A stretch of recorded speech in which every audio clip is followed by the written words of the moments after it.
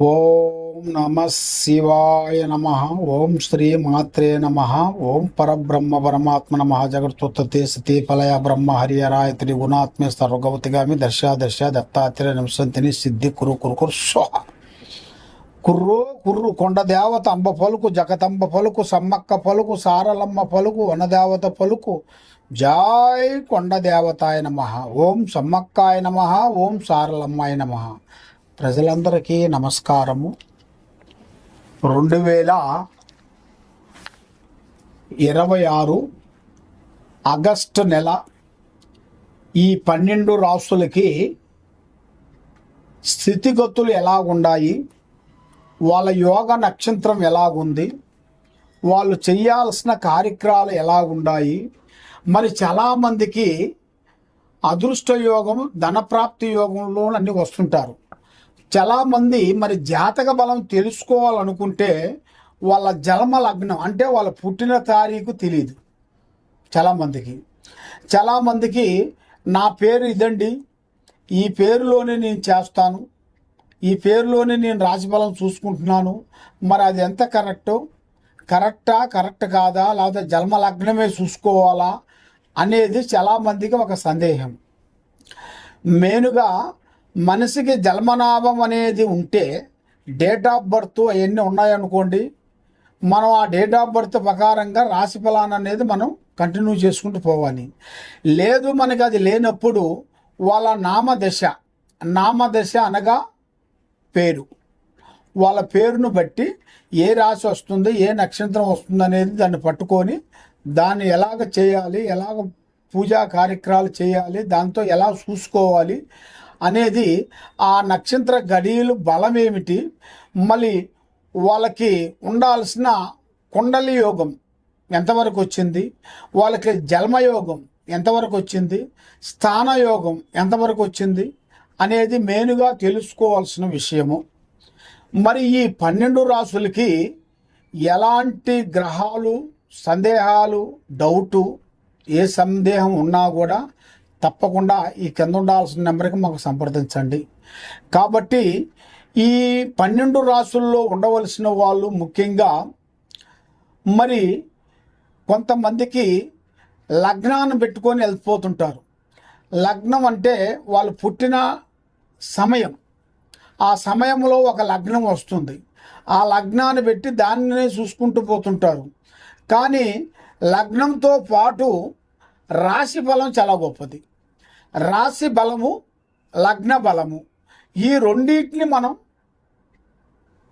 చేసుకోవాలి, తెలుసుకోవాలి. మీకు తెలిసిన దగ్గరలో ఉండాల్సిన ఏదన్నా గురువుల దగ్గర కానీ, లేదా డైరెక్ట్గా మా దగ్గరికి వచ్చినా కూడా మీకు ఏ రాశి వస్తుంది, ఏ నక్షత్రం వస్తుంది, ఏ స్థానం అనేది మీకు వెలుగులో ఉంది, యోగస్థానం ఎంతవరకు వచ్చింది, యోగ కుండలి ఎంతవరకు వచ్చింది, స్థాన చలనం ఎంతవరకు వచ్చింది, లగ్న యోగం ఎంతవరకు వచ్చింది, కళ్యాణ బంధనం ఎంతవరకు వచ్చింది అనేది మేము ఎన్ని చూసి జాతక చక్ర గణితం అనేది వేసేసి చూసి అన్ని విషయాలు మేము చెప్పగలుగుతాం. ఓం నమ శివాయ నమ. తదుపరి రాశి ఆగస్టు నెల 2026 ధనుస్సు రాశి ఫలితాలు. మరి ఈ ధనుస్సు రాశిలో ఉండవలసిన వాళ్ళు అదృష్టము, జీవితము, లలాటకము, యోగము, స్థానబలము, పూజ బలము. కాబట్టి వీళ్ళు ఎక్కువగా దైవుణ్ణి ఆరాధిస్తుంటారు, అంటే భగవంతుని పూజ. ఏదైనా సరే ఆలోచించి రాంబాణం మాదిరిగా ఒకే ఒక మాటతో ఎంతలా పనైనా కొట్టుబడి తింటారు. రాంబాణం మాదిరిగా ఒకటే మాట, ఒకటే భార్య, ఒకటే అన్నట్టుగా ఆ ఒక్క మాటతోనే ఇల్లు ఎలాంటి పని అయినా గానో దాన్ని ముగించగలుగుతారు. మరి ఈ ధనుసు రాశి వాళ్ళు ప్రజా దిష్టి ఎక్కువగా ఉంది, డబ్బు ఎక్కువగా నిలబడదు, ఎంత సంపాదించినా వస్తుంటుంది పోతుంటుంది, బంధువులలో నరఘోష ఎక్కువగా ఉంది, ప్రజలలో బాగున్నారని ఏడుపు, మనశ్శాంతత లేదు, ఏ కార్యక్రమం చేసినా చేతికాడికి వస్తుంది కానీ నోటికి అందుకోకుండా పోతుంటుంది. కాబట్టి కొంచెం మానసికమైన ఒత్తిడి ఎక్కువగా కనబడుతుంది. అంటే కుటుంబంలో మనశ్శాంతి అనేది ఉండదు.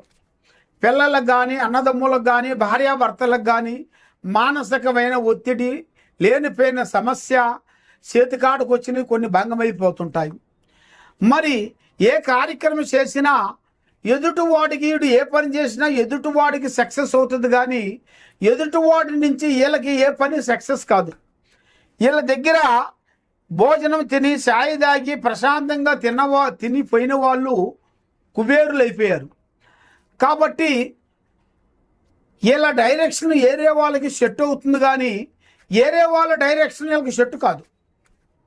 కాబట్టి స్థాన మార్పు రాబోతుంది వీళ్ళకి. అంటే ఇల్లు కట్టుకోవటం కానీ, ఇల్లు కొనటం కానీ, లేదా గవర్నమెంట్ నుంచి కానీ, ప్రైవేట్ నుంచి కానీ, పెద్దవాళ్ళ తరపు నుంచి కానీ, వీళ్ళకి స్త్రీ తరపు నుంచి కానీ, భార్య తరపు నుంచి కానీ, ఒక అమ్మాయి తరపు నుంచి కానీ వీళ్ళ జాతక యోగములో ఒక స్థానచలనం అనేది రాబోతుంది. అది బలువైనది. వీళ్ళ జాతకంలో టర్నింగ్ పాయింట్ అంటారు. అది వీళ్ళ అతి దగ్గరలోనే ఉంది. మరి ఈ సంవత్సరమున 2 పంటలు మంచిగా అభివృద్ధిగా పంటలు అనేది మంచిగా వస్తాయి.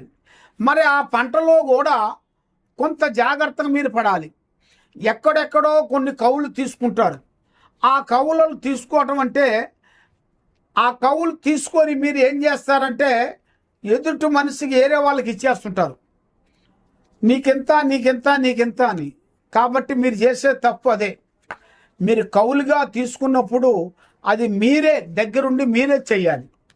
ఏరే వాళ్ళు చేసినా కూడా దగ్గర ఉండి మీరు చేయించాలి.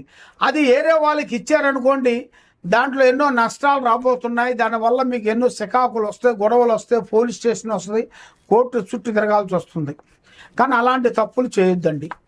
మరి ఇలా జాతక యోగంలో చూసుకుంటే ఒక స్త్రీ నుంచి అదృష్ట యోగం పట్టబోతుంది. మంచి యోగము, అదృష్ట యోగము, లక్ష్మీ గడియలు వీళ్ళకి అతి దగ్గరలోనే కొన్ని కనబడుతున్నాయి. కాబట్టి ఏ కార్యక్రమం చేసినా కూడా తొందరపాటు వద్దు. కాబట్టి వీళ్ళు చేయాల్సిన పూజా ఫలం జై శ్రీరామ్, రాముణ్ణి పూజించాలి. ఆ రాముడు గుడి దగ్గరికి వెళ్ళి, శివాలయం దగ్గరికి వెళ్ళి, రాముల వారి గుడి శివాలయం దగ్గర దగ్గర ఉంటాయి. కొన్ని ఒక గుడి దగ్గరలోనే ఉంటాయి, కొన్ని ఇడిగా ఉంటాయి. కాబట్టి మీరు వెళ్ళాల్సింది రాముల వారి గుడి. రాముల వారి గుడికి వెళ్ళి అక్కడ మీరు 11 ప్రదర్శనలు చేసి ఆ రాముల వారికి మీరు నమస్కారం చేసుకొని మీ చేతుకుంట కొన్ని ప్రసాదము, కొన్ని పండ్లు పంచిపెట్టాలి.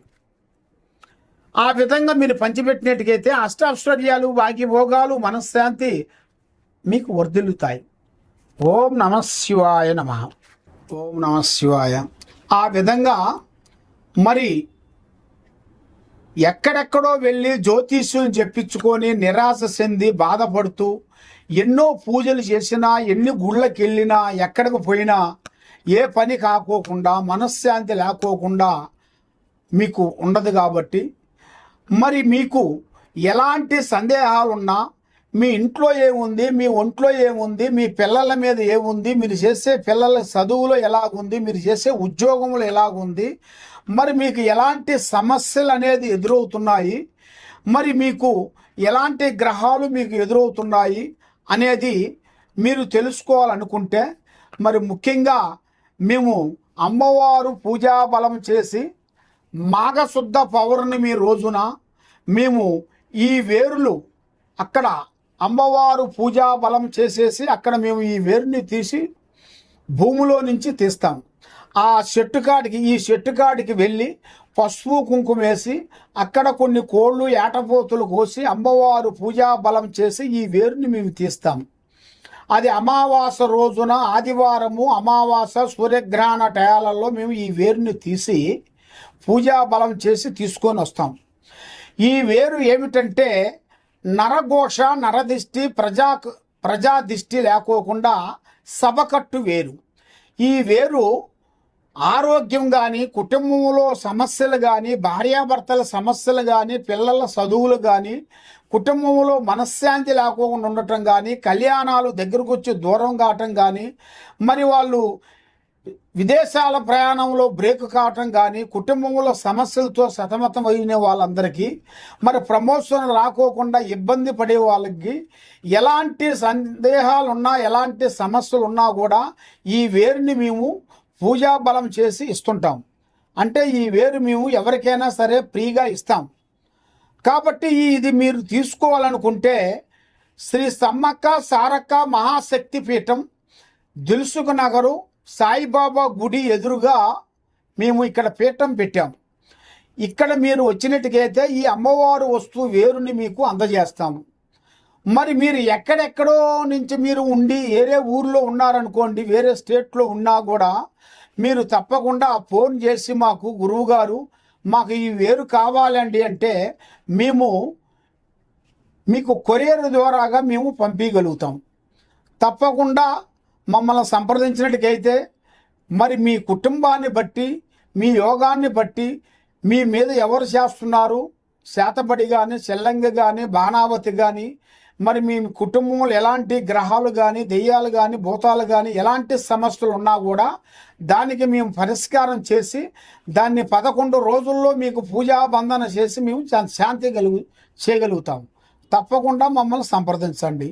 సర్వో జనా సుఖినో భవంతు.